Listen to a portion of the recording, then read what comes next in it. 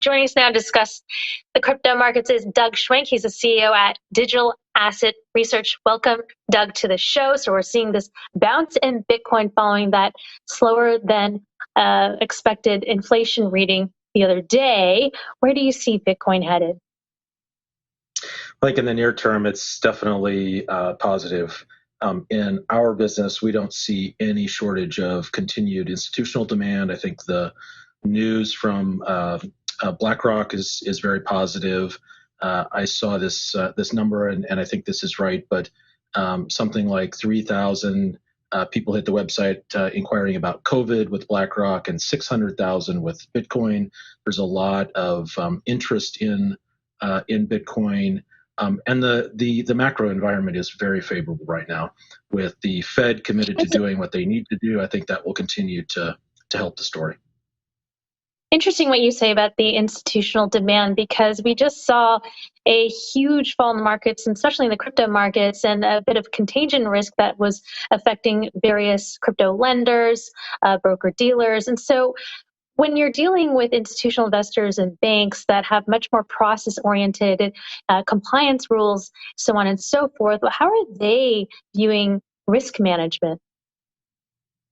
I think they are much more sophisticated about it, and they're bringing a new lens to crypto markets. And I think that's part of the value they think that they can add, helping crypto markets hedge, helping investors hedge their exposure, helping them measure it in more sophisticated ways, using factor analysis and other types of models to look at the portfolio that particular counterparties may have, to try to understand where that contagion risk may exist. I think there's a great amount of interest in institutional client base that is like a 5 or 10 year horizon. Prices go up, prices go down, doesn't matter. They're going to be in this for the long run. I think we've seen that with announcements from Citi hiring new teams and a number of other big players who are redoubling their commitment to the space. Well, how are they going to avoid the next Terra Luna or Celsius and Three Arrows Capital and make sure that they're not in another Lehman type situation? Great question. I think one of the things that we learned in traditional finance in 2008 is you really need to vet your counterparties and look through the assets to understand their inherent qualities.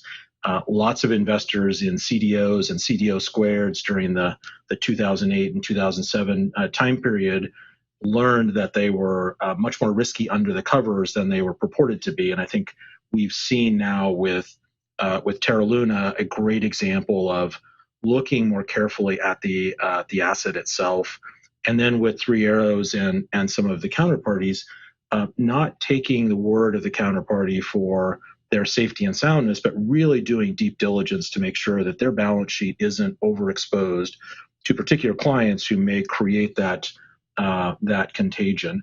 When prices always go up and to the right, it's easy to forget about these kinds of risk management issues. When prices take a fall, all of a sudden it becomes much more important, and we're seeing a new lens that institutional clients are putting onto the space. That is, don't worry about just what the market's doing, but try to understand individually where this may go. What are the downside risks?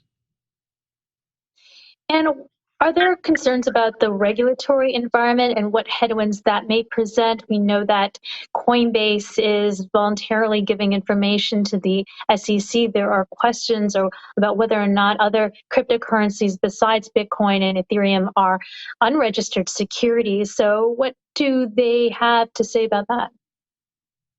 I think there is a huge amount of potential headwinds from the regulatory environment. Right now, I think we're probably seeing kind of a neutral or tailwind type of effect. More regulatory clarity is a good thing for institutional clients. They want to know what they're allowed to do. They want to have certainty. Anything else is a risk. I do think that the SEC investigation or action with Coinbase and the potential that some of these are unregistered securities does create some tailwinds for Bitcoin. Those who were thinking about altcoins and wanted exposure to the space may now be thinking about how can I do that in a safer way so that there isn't the risk of a downside. And I think we saw that with the Ripple action now a couple of years ago when the SEC came out.